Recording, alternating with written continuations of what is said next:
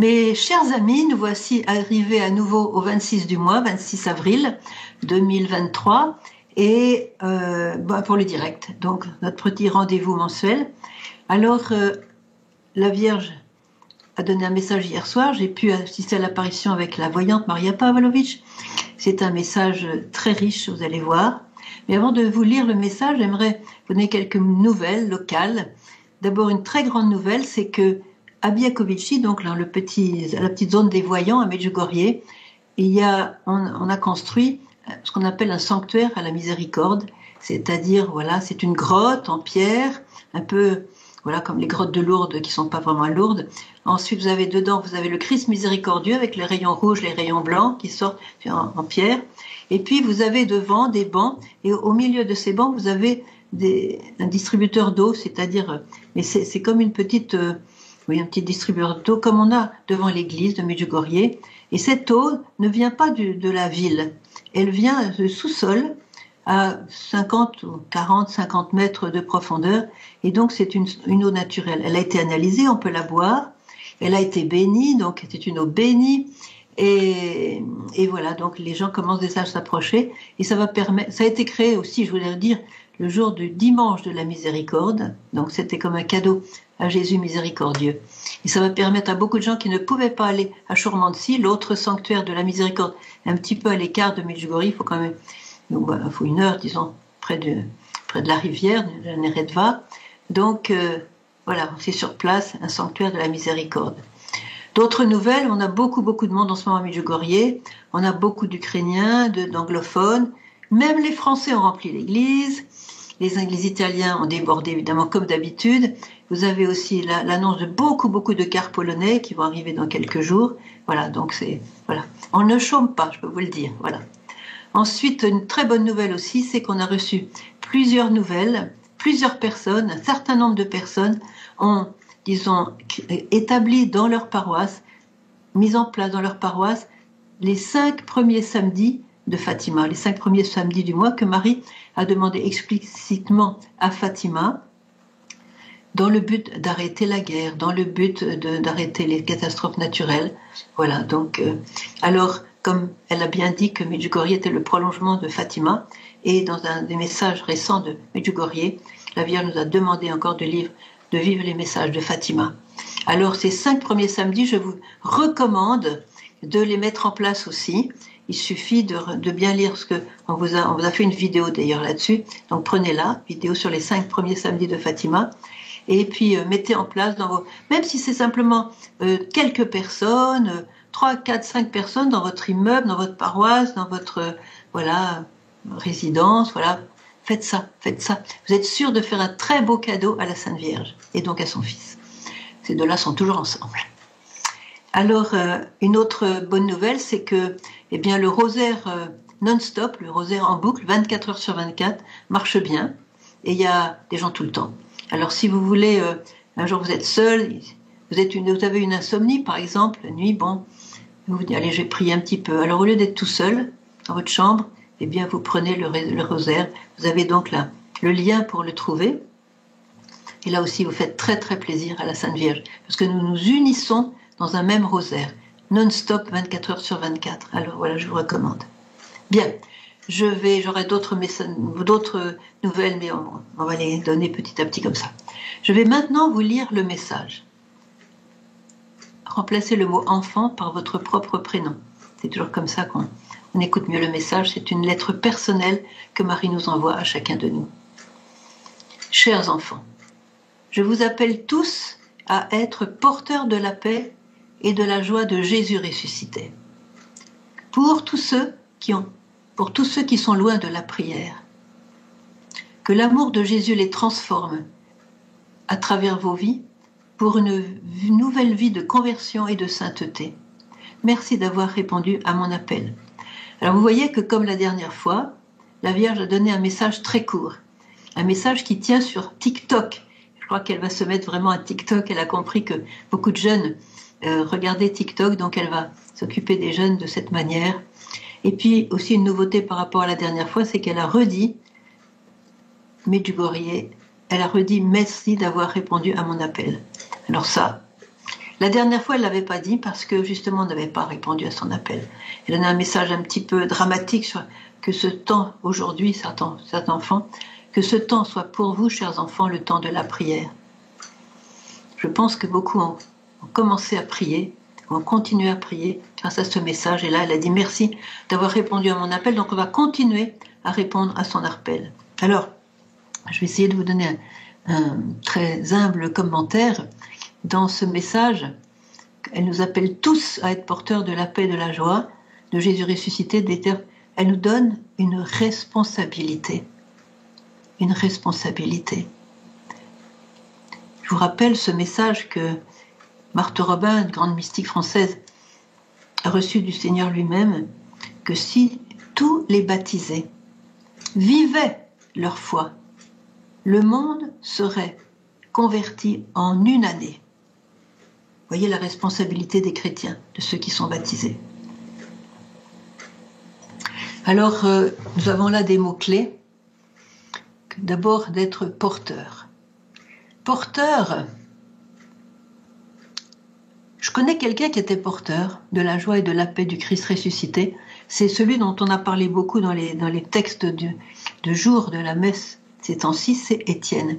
Étienne, qui pourtant était condamné à mort par tous ceux qui l'attaquaient avec des faux témoignages, Étienne, ils ont vu que son visage ressemblait à un ange. Comment il a fait ? Comment il a fait pour être porteur de paix et de joie alors qu'il était en train de se faire lapider ? Tout simplement parce qu'il était imbibé du Christ. Voilà, il était imbibé du Christ, il était avec lui, il était en lui, comme Jésus dit, celui qui demeure en moi, je demeure en lui, voilà, la vie éternelle. Il était avec Jésus, il était complètement avec Jésus, ressuscité. Alors, cette joie de Jésus ressuscité, ça s'explique, parce que si Jésus est ressuscité, moi aussi je suis ressuscité. Moi aussi je suis, je dirais entre guillemets, abonné à la vie éternelle, une vie éternelle de joie, de paix, d'un amour incommensurable, d'union avec Dieu, d'union avec mes frères et sœurs qui sont aussi au ciel avec moi. On va danser, on va chanter, et pour l'éternité. Vous voyez, on aura ce grand désir d'amour et tout de suite comblé. Jésus l'explique à Sainte Catherine de Sienne. C'est un désir infini d'amour et tout de suite comblé. Il n'y a pas de plus grande joie que cela. Voilà. Et Jésus l'a dit, votre joie, donc si on est avec lui, si on vit ses commandements, si on est avec lui, votre joie, nul ne pourra vous la ravir. Un jour, j'ai fait une expérience, un petit peu une confidence que je vous fais, c'est pas la peine de la publier trop fort. J'étais sur mon computer, en train de travailler comme ça. Et d'un seul coup, j'ai été saisie d'une joie, mais incroyable. Une joie extraordinaire. J'étais soulevée par la joie. Et je me suis dit, et puis ça a duré quelques minutes après, je suis redevenue normale. Voilà. Et je me suis dit, je sais pas pourquoi le Seigneur m'a fait ça. Peut-être pour me faire comprendre que quand on a cette joie infinie qui nous vient du ciel, on est prêt à tout. On n'a peur de rien, on est prêt à tout, même au martyr. Vous voyez ? La petite Jacinta, par exemple. La petite Jacinta, elle avait 8-9 ans quand elle est morte de la grippe espagnole. Et elle était tellement heureuse avec Jésus et avec Marie. Elle avait cette joie surnaturelle. La joie, entre parenthèses, la joie n'est pas un sentiment. C'est un don de l'esprit. Parce que la joie, sentiment, on a une bonne nouvelle, on est bon. C'est bien, mais ça passe. Tandis que la joie de l'esprit, c'est un don de Dieu qu'il nous faut cultiver, bien sûr, mais qui est extraordinaire. Alors je me suis dit peut-être que Jésus voulait envoyer cette joie à quelqu'un qui était très très triste, quelqu'un qui était très blessé. Peut-être qu'il s'est trompé d'adresse et il me l'a envoyé à moi. Je n'ai jamais su pourquoi il me l'avait envoyé, mais j'ai quand même retenu le message, c'est que quand on a cette joie de Dieu, on n'a peur de rien. On n'a peur de rien, on est soulevé. J'ai une autre expérience de la joie, c'est quand j'ai découvert la petite Mariam de Bethléem. J'étais à ce moment-là à Nazareth et j'ai eu la chance de rencontrer un prêtre qui étaient donc les pères de Bétharam, qui étaient les pères périsseuls des Carmélites. Et il connaissait par cœur la vie de Mariam, parce que ses confrères l'avaient connue, etc. Donc il m'a raconté, il était dans son lit, il souffrait, il était malade dans cet hôpital de Nazareth, il m'a raconté toute sa vie. Quand j'ai entendu cette vie, mais ça a été comme une effusion du Saint-Esprit, à tel point que quand je suis sortie de l'hôpital, je sautais dans la rue. On a dû me prendre pour une folle, hein, mais bon, on pouvait penser ce qu'il voulait. Moi, j'étais contente. Voilà, j'étais contente. C'est pour ça que j'ai fait ce livre. C'est pour ça, tiens, je l'ai là aussi. J'ai fait ce livre, vous voyez, de la Mariam, là, voilà. Je ne sais pas si ça se voit. En tout cas, et parce que bon, la joie de Dieu soulève la personne. Et on est fait pour cette joie. Donc, la Vierge nous demande d'être porteur. Pour être porteur, il faut être imbibé de la personne. Il faut être habité par la personne. Et à ce moment-là, on est tellement heureux qu'on est prêt à annoncer l'Évangile. Cette joie, d'être porteur de la paix, de la joie, on ne peut pas se taire, comme les apôtres disent, on ne peut pas se taire de ce que nous avons vu et entendu. Nous n'avons rien vu et entendu parce qu'on n'a pas ces charismes-là, bon. Mais on a vu et entendu par le cœur, par la foi, voyez. Alors la Vierge nous invite porteurs de la paix et de la joie, de Jésus ressuscité. Ça veut dire qu'on a le ticket, voilà, excusez-moi, c'est pas le bon vocabulaire. On a le ticket pour le ciel. On a la joie de Jésus ressuscité. Il a vaincu la mort, il a vaincu mon péché, il a vaincu l'enfer, il a vaincu Satan, il a vaincu la tristesse, il a vaincu la mort, il a tout vaincu, il est ressuscité. Et qu'est-ce qu'il me dit en sortant du tombeau, quand il a rencontré les femmes? Bon, il a rencontré, je pense, sa mère en premier durant la nuit, hein, mais voilà, il rencontre les femmes, premier mot. Shalom lach, shalom lechem. Ça veut dire la paix soit avec toi. Et cette paix, c'est pas la tranquillité humaine, j'ai souvent expliqué, ça comble le cœur. Et quand le cœur est comblé, on est porteur, on est imbibé, ça diffuse, c'est un parfum, vous voyez. Alors la petite Jacinta, peut revenir sur elle, elle était tellement avec la Vierge, elle avait vraiment reçu cette effusion du Saint-Esprit, de la joie et de la paix de Dieu, que quand le médecin lui a demandé qu'elle doive se faire opérer, elle avait une opération chirurgicale à faire, elle a été jusqu'à demander de faire cette opération chirurgicale sans anesthésie. Et c'est là où on voit ce qu'est la joie et la paix de Dieu. Petite personne de 8-9 ans qui demande à être opérée sans anesthésie, mais il faut vraiment que le Seigneur ait mis le paquet quand même, vous voyez. Jésus ressuscité. Jésus ressuscité, il est là, on ne le voit pas, je n'ai jamais eu d'opération. Je n'ai jamais eu d'apparition, je vous le dis tout de suite. On m'a posé souvent la question. Et d'ailleurs, je ne tiens pas à avoir des apparitions. Je verrai Jésus ressuscité au ciel. Et la Vierge Marie au ciel. Priez bien pour que j'y aille en direct. Et donc, le fait que Jésus soit ressuscité, c'est ma joie. D'ailleurs, en Russie, quand on se salue, eh bien, on ne dit pas « Bonjour, comment ça va? Tout va bien pour toi? T'as la santé ?» Non, on dit « Ma joie, Christ est ressuscité. » Voilà, c'est la manière dont se rencontrent les chrétiens en Russie. Voilà. Alors la Vierge nous demande d'être porteur, je regarde un petit peu, je ne sais pas, autre chose. Oui, porteur de la paix et de la joie ressuscitée pour tous ceux qui sont loin de la prière. Je pense à un grand saint du Liban qui s'appelle Saint Charbel, que certainement vous avez connu. Vous avez certainement vu sa photo, ne serait-ce qu'à Medjugorje. Donc Saint Charbel était tellement imbibé de la joie et de la paix du Christ et de l'amour du Christ, la miséricorde du Christ, que quand il est mort, il a été donc mis dans un tombeau, et bien même mort, son tombeau suintait une substance, une sorte d'huile particulière, et cette huile était pour guérir les malades. Alors, ça a duré pendant des mois et des mois, il y avait l'huile qui venait tout le temps, il la recueillait. Après, ils se sont dit, il faudrait quand même qu'on ferme mieux le tombeau. Ils ont mis un tombeau en métal, et bien l'huile traversait le métal. C'est quelqu'un qui est tellement porteur, il portait la miséricorde, la guérison, la libération à tous ceux qui venaient prier donc dans son sanctuaire, vous voyez. Quand on est avec Jésus, il n'y a rien qui résiste, il n'y a rien qui résiste. Alors, elle nous demande, la Vierge Marie, d'être porteur dans un but bien précis, parce que, comme vous le savez, elle pleure pour tous ceux qui ne connaissent pas l'amour de Dieu. Et là, elle nous demande d'être porteur, elle cible aujourd'hui quelque chose pour tous ceux qui sont loin de la prière. Ceux qui sont loin de la prière, ils sont loin de Dieu. C'est par la prière que Dieu vient nous habiter qui vient demeurer en nous. C'est un goutte à goutte de paix, un goutte à goutte d'amour, un goutte à goutte de lumière, vous voyez, dans la prière. Et la prière est une grâce surnaturelle. On se met en position de prier, on s'ouvre, on se rend disponible. Et c'est Dieu qui vient nous donner la prière par son Esprit Saint. Et c'est pour ça que la prière nous transforme. La prière nous change. La prière nous fait que petit à petit nous ressemblons à Jésus, à Marie, au Père aussi, vous voyez. C'est le don de la prière. Et ceux qui sont loin de la prière sont loin de toutes ces richesses-là.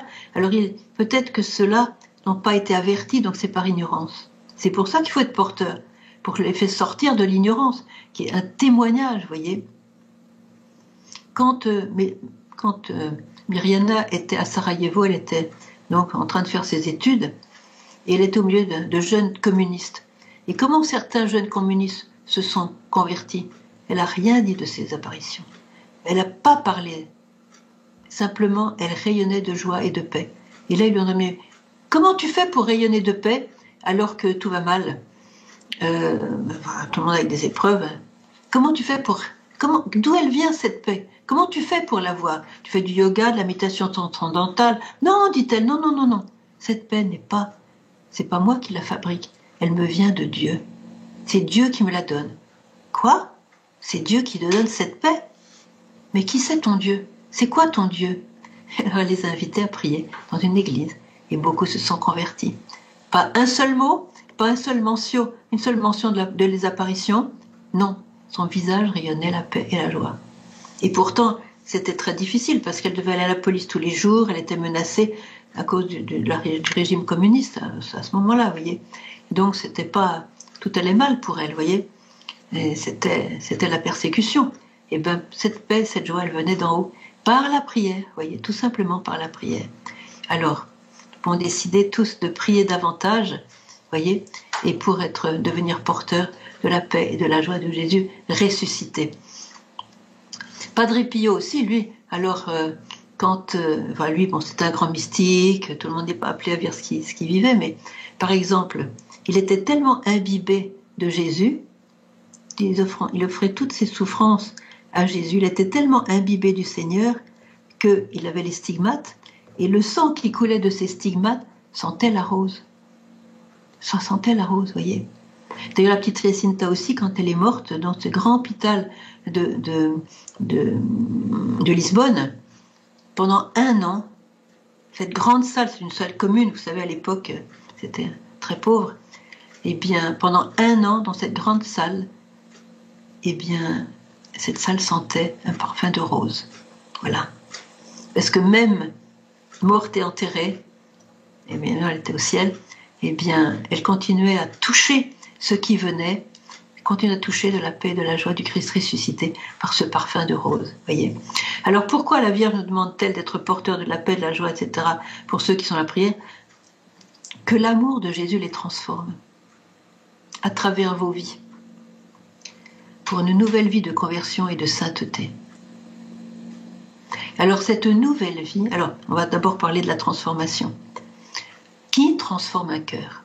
Combien de fois j'ai vu des parents se plaindre et me dire, écoute, Sœur Emmanuelle, vraiment c'est très dur à la maison, notre fils, notre fille ne nous écoute pas, il ne nous parle plus, pourtant on l'a enlevé un peu dans la religion, mais voilà, il ne nous écoute pas. Je demande toujours, mais est-ce que vous rayonnez de la paix de Dieu? Et là, il me regarde d'un air étonné, qu'est-ce qu'elle me raconte celle-là? Oui, parce que qu'est-ce qui change un cœur? C'est pas les paroles. C'est pas les paroles, c'est l'exemple. Et combien de fois Myriana l'a dit, c'est l'exemple de quelqu'un qui est dans la paix et de la joie, c'est irrésistible. Tout le monde désire la paix et la joie, on est fait pour ça. On est fait éternellement pour ça. Et même quelqu'un qui serait le plus dur des personnes qui peuvent être autour de nous dans notre famille, quand il trouve la paix et la joie, c'est ça qui vient convaincre un cœur, plus que les paroles. Alors j'ai dit, écoutez, maintenant vous allez vous taire. Vous allez arrêter de faire du prêcha à vos enfants, vous allez vous taire, hein, et puis vous allez rayonner d'amour pour eux, même s'ils vous donnent un petit peu de difficulté, vous allez rayonner d'amour pour eux, et Exprimez vraiment votre paix, votre joie, dans la certitude que cet enfant que vous avez mis au monde sera certainement un grand saint, puisque vous allez prier pour lui, jeûner pour lui, et donc vous placez, vous anticipez la joie de voir que votre enfant va se convertir. Ça, c'est la confiance, l'abandon dans la confiance, voyez. Alors que l'amour de Jésus les transforme, c'est vous qui allez irradier de cet amour à travers nos vies, voilà, pour une nouvelle vie de conversion et de sainteté. Alors ici, vous voyez cette joie de Jésus ressuscité, je dirais une chose, c'est que c'est la plus grande source de joie qui existe. Essayons de ne pas trouver nos joies dans les petites choses humaines et terrestres. C'est des joies qui passent, qui ont une date de péremption. La joie de ressusciter, elle ne peut que grandir jusqu'à son plein épanouissement. Même la croix, même la souffrance, même la douleur, la Vierge a dit que votre chemin de croix soit chemin de joie. Et pourquoi chemin de joie dans un chemin de croix? Un chemin de croix, ça fait mal. Il y a la souffrance dans un chemin de croix. Vous voyez? Pourquoi c'est le chemin de joie? Parce qu'on est avec Jésus ressuscité. Au bout de la croix, il y a la résurrection. Et l'union de nos souffrances à Jésus fait que nous avons la joie de Jésus. Parce que lui, il était heureux de souffrir pour nous, parce qu'il ne voyait pas tant les blessures, il voyait justement notre résurrection, il voyait notre salut. Ce qui a fait la joie de Jésus et la possibilité de Jésus de continuer son chemin alors qu'à chaque étape, c'était une torture indicible. Pourquoi est-ce qu'il a continué? Pourquoi il ne s'est pas arrêté? Pourquoi il n'a pas appelé des légions d'anges pour le sortir de ce pétrin? Pourquoi? Parce qu'il avait la joie de nous sauver. Et l'idée de nous sauver était tellement plus forte que toutes ces tortures, voyez. Et quelqu'un qui offre ses souffrances au Seigneur, c'est ça qui se passe. Petit à petit, ça ne vient pas en 24 heures, attention. Hein. Mais j'ai connu des gens qui étaient rayonnants de joie simplement parce que dans la souffrance, ils étaient avec Jésus. Ils donnaient à Jésus leurs souffrances, leurs blessures, leurs douleurs. Ils savaient que ce don donné à Jésus allait convertir beaucoup de personnes. On a l'exemple probant de Vitska, beaucoup d'entre vous l'ont connu. Vitska, encore en ce moment, est très malade. Moi, je ne l'ai pas vue depuis 3 ans, pour vous dire, et pourtant, elle m'a dit, viens chez moi. Je n'ai pas pu la voir depuis 3 ans. Comment se fait-il qu'elle soit si joyeuse et qu'elle rayonne d'une joie surnaturelle, vraiment, voyez? Comment ça se fait? Parce qu'il y a Jésus dans son cœur. Elle est complètement avec Jésus. Elle est avec Jésus sur la croix. Elle est avec Jésus sur la croix et elle rayonne de joie. Ça, c'est le grand mystère chrétien, le sens de la souffrance co-rédemptrice, voyez. Donc, l'amour de Jésus les transforme. Je voudrais dire un petit témoignage que j'ai trouvé dans la vie de Mariam. Ça concerne l'amertume, donc l'anti-joie. Vous voyez, la tristesse, l'amertume. C'est l'histoire d'une religieuse qui faisait partie d'une famille très riche. Elle a voulu rentrer au couvent et elle possédait donc de grands biens. Et puis, elle briguait le poste de supérieur. Je ne sais pas comment elle pouvait briguer un tel poste, parce que moi, ce serait un truc que je ne briguerais pas du tout. Parce qu'après, je ne vous dis pas. Donc, elle avait brigué dans toute son ambition d'être la supérieure de ce couvent. Et puis, quand les sœurs ont voté, elle n'a pas été élue. Elle a été tellement amère de cet échec, qu'elle a vu comme un échec, qu'elle s'est dit, la communauté en question était très pauvre. Eh bien, elle a destiné tous ses biens à sa famille qui était déjà très riche, parce que, pour se venger de la communauté qui n'avait pas voté pour elle. Résultat, elle a vécu pendant toute sa vie de religieuse avec cette amertume. Je ne sais pas comment elle a fait pour aller communier tous les jours avec cette amertume. En tout cas, voilà.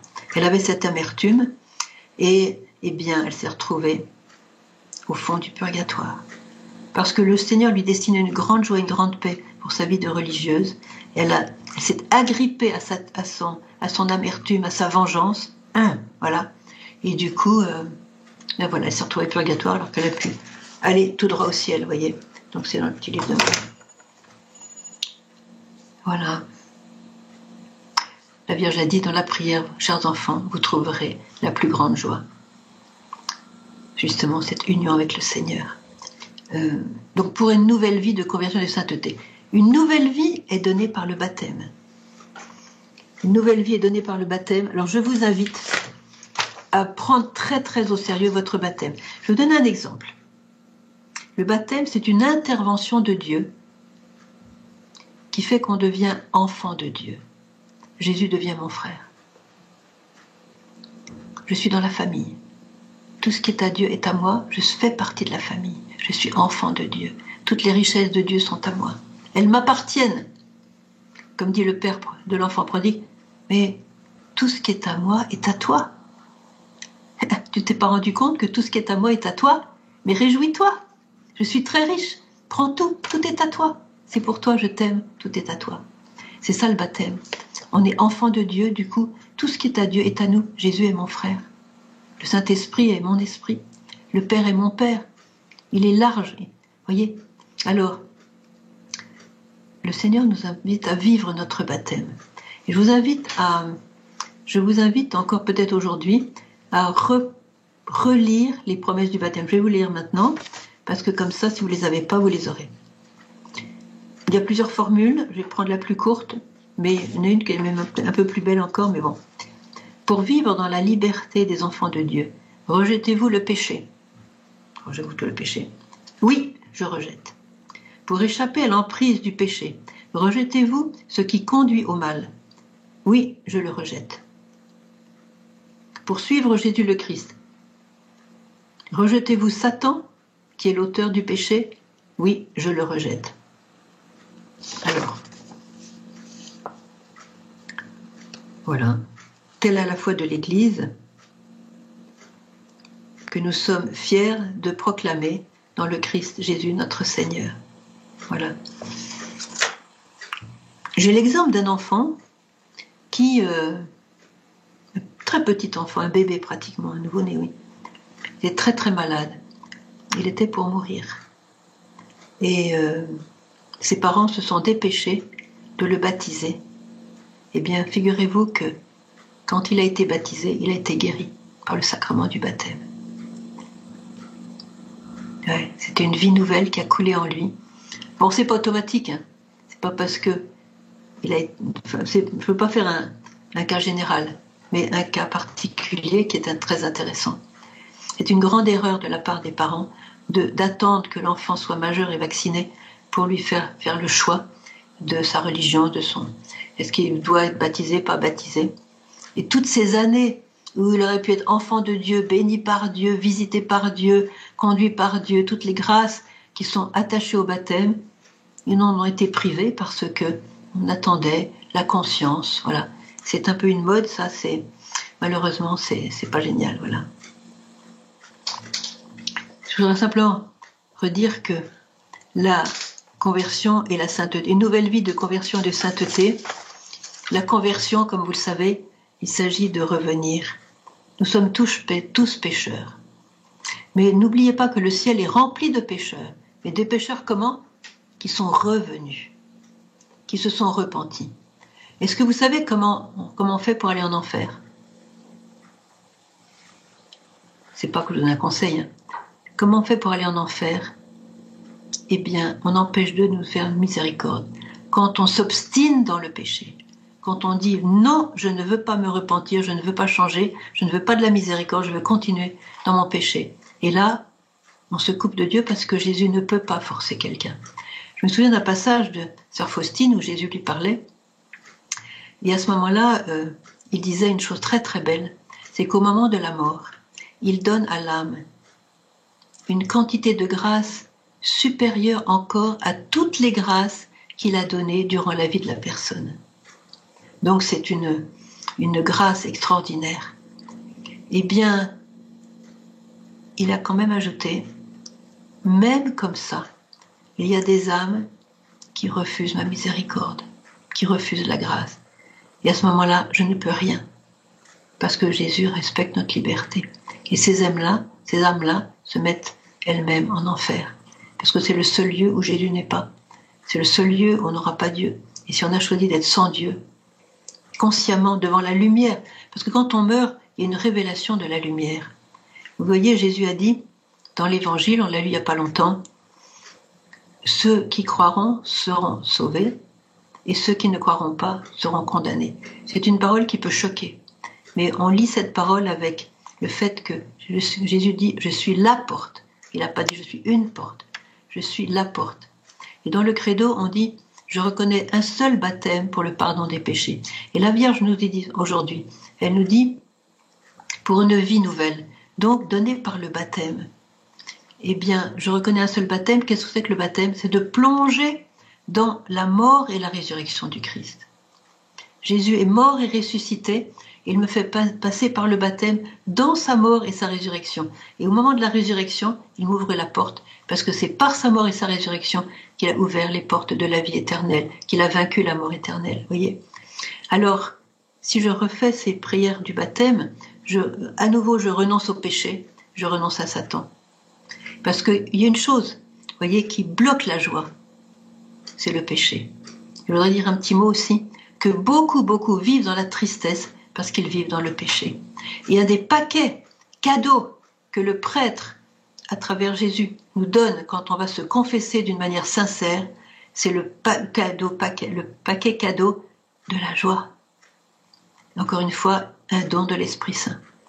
On devrait toujours sortir du confessionnal ou d'une confession avec la joie au cœur, parce que c'est le péché qui nous rend tristes. Vous voyez, quand la Vierge est apparue dans ce chant-là, où elle a demandé que même les gens du village pouvaient venir la toucher, ils ont fait des taches sur sa robe. Et elle a expliqué, ces taches sont les péchés de ceux qui me touchent.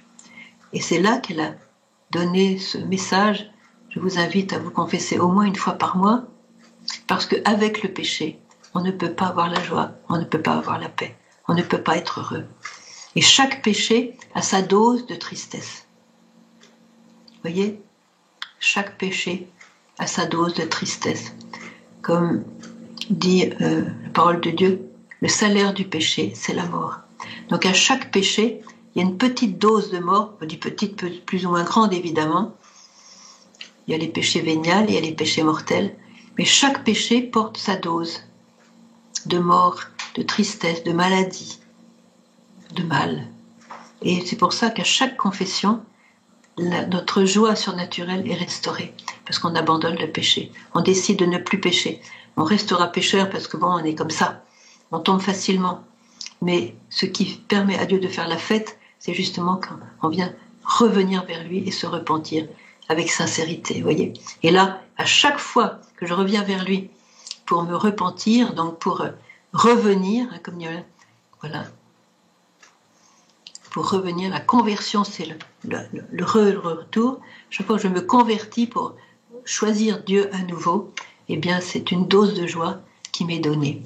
Quant à la sainteté, la Vierge nous demande aussi de témoigner par notre vie pour que ceux qui n'ont pas encore la prière puissent vraiment, à travers nous, eh bien, choisir la sainteté. La sainteté, c'est tout simplement l'amour, et l'amour divin. Et on est fait par l'amour. On est fait par l'amour, on est créé par l'amour, et on est fait pour l'amour. Et la sainteté, c'est de choisir, en toutes circonstances, de choisir l'amour divin. Aimez-vous les uns les autres. Voilà. La charité couvre une multitude de péchés, on l'a déjà expliqué. La charité couvre une multitude de péchés. Et si on a la charité, si on a l'amour divin, je ne parle pas de l'amour d'instinct, l'amour d'attraction, qui est un amour humain qui passe aussi, il passe comme il arrive, mais l'amour divin, c'est cela qui nous met au ciel. C'est cela qui nous met au ciel. Et la Vierge nous demande d'être porteurs de sa joie, de sa paix, pour que par notre vie, par notre témoignage, notre évangélisation par notre vie, nous puissions laisser Jésus transformer nos frères qui sont loin de la prière, et puis qu'ils puissent vraiment s'approcher de cet amour, de cette conversion, de cette sainteté, parce que nous sommes tous appelés à la sainteté. Alors on peut prendre cette décision de travailler en commun accord avec la Vierge, qui nous appelle à la sainteté, qui nous donne tous les moyens de devenir saints. Choisir l'amour, choisir la joie, choisir le pardon, choisir la lumière, choisir Jésus son Fils. Parce que c'est elle qui nous met dans l'étreinte de son Fils Jésus. Et ça, c'est le ciel. L'étreinte de son Fils Jésus, c'est le ciel. Et c'est ce que je souhaite à chacun de vous, aujourd'hui, par ce message. Amen.